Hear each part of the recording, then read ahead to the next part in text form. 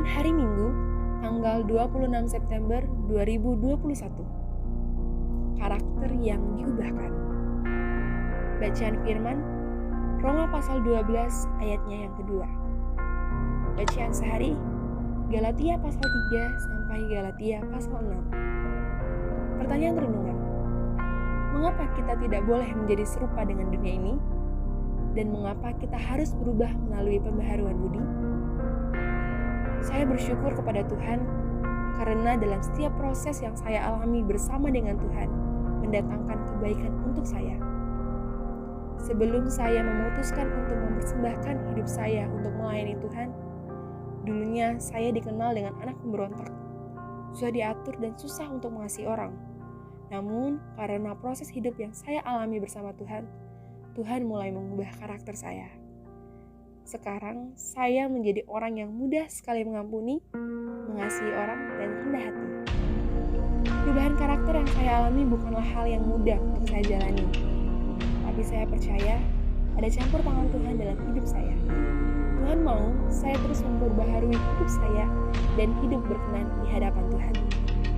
Kesaksian Saudari Ruth Elopore. Menjadi orang Kristen berarti harus mengalami perubahan.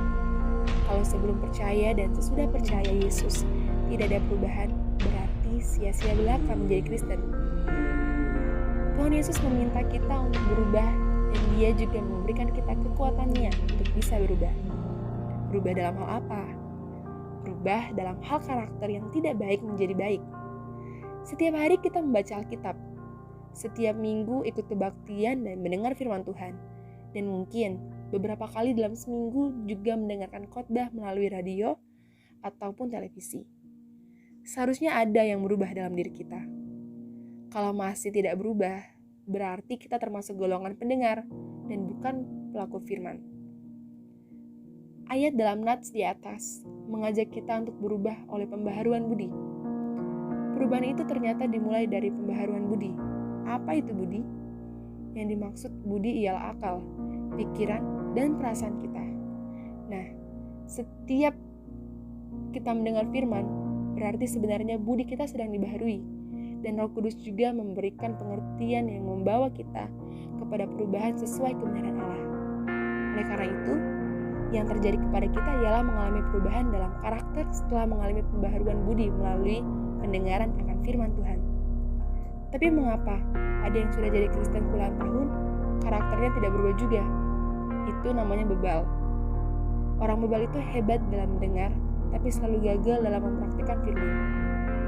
Karakter bagaimana yang kita miliki sekarang ini? Apakah tidak sabar, pemarah, suka fitnah, malas, pikiran kotor, dan berbagai karakter jelek lainnya?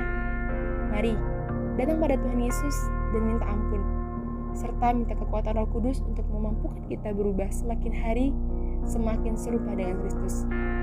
Sebab bukan orang yang berseru Tuhan, Tuhan yang akan masuk ke dalam kerajaan surga, melainkan mereka yang menuruti kehendak-Nya. Dan jelas sekali kehendak Allah bagi kita ialah pengudusan dan penyempurnaan kita menjadi sama seperti Dia.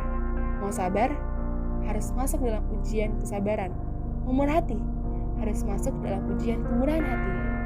Setiap hari kita diuji dalam berbagai area sifat dan harus lulus supaya naik tingkat sebagai murid Tuhan Yesus.